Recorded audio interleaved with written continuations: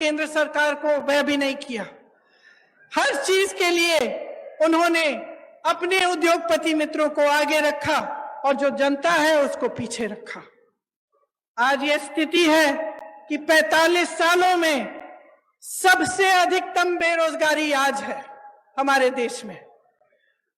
जब आपके सामने चुनाव के लिए वोट मांगने आते हैं तो बड़ी बड़ी बातें करते हैं और अक्सर बीच में धर्म को ले आते हैं, जाति को ले आते हैं, अलग अलग बातों को ले आते हैं जिससे आपके जज्बात जुड़े हुए हैं।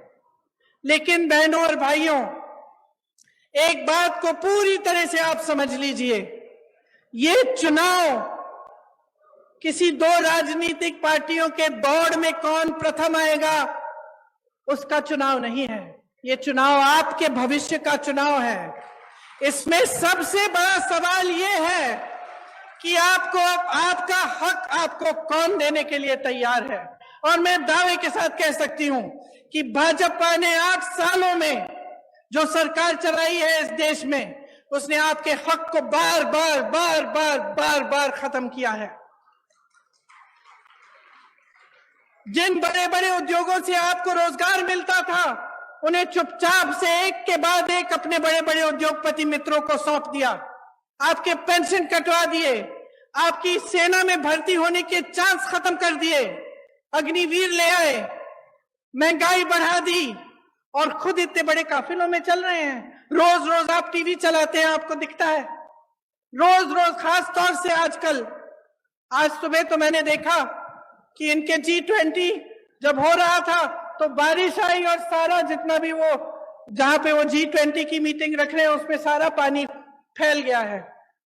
मेरे मन में एक बात आई कि शायद जो हमारे देशवासी डर के मारे कह नहीं पा रहे हैं, भगवान ने कह दिया कि अपना अहंकार कम करो, अपना अहंकार कम करो। इस देश ने तुम्हें बनाया है, इस देश ने नेता बनाया है, इस देश को आगे रखो, इस देश की जनता को सर्वोपरि बनाओ।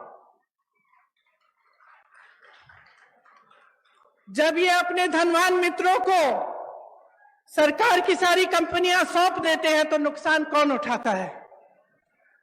जब ये बड़े बड़े खर्चे करते हैं तो नुकसान कौन उठाता है? सबसे ज्यादा नुकसान मेरी बहनें उठाती हैं, क्योंकि जो पैसे आपकी भलाई के लिए आपके पास आने चाहिए वो नहीं आते। आपने देखा होगा कि राजस्थान की सरकार ने आपके लिए कितनी स्कीम निकाली है।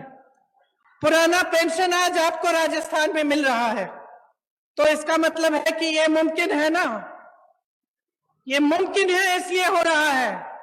आज जितनी भी स्कीमें हैं जिनके बारे में मुख्यमंत्री जी ने आपको बताया, जिनके बारे में यहाँ पे सारे बोर्ड लगे हुए हैं, कि चाहे वो इंदिरा रसोई हो जिसमें आपको 8 रुपए में पूरी थाली मिल रही है खाने की, चाहे वो चिरंजीवी योजना हो जिससे आपका इलाज मुफ्त में हो रहा है, चाहे महिलाओं के लिए मोबाइल का स्कीम हो जिससे नौजवान महिलाओं के लिए खास तौर से अच्छा है क्योंकि आप इस पर पढ़ाई कर सकते हैं, सब जानकारियां आपको इस पर मिल सकती हैं और आपकी सुरक्षा के लिए भी अच्छा है कि कभी आप ऐसी स्थिति में हो तो आप घर फोन कर सकते हैं, किसी को बुला सकते हैं।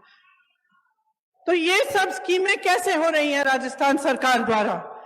ये तभी हो रही हैं क्योंकि ये जो पैसे हैं सरकार के पास जो होते हैं ये आपके लिए होते हैं।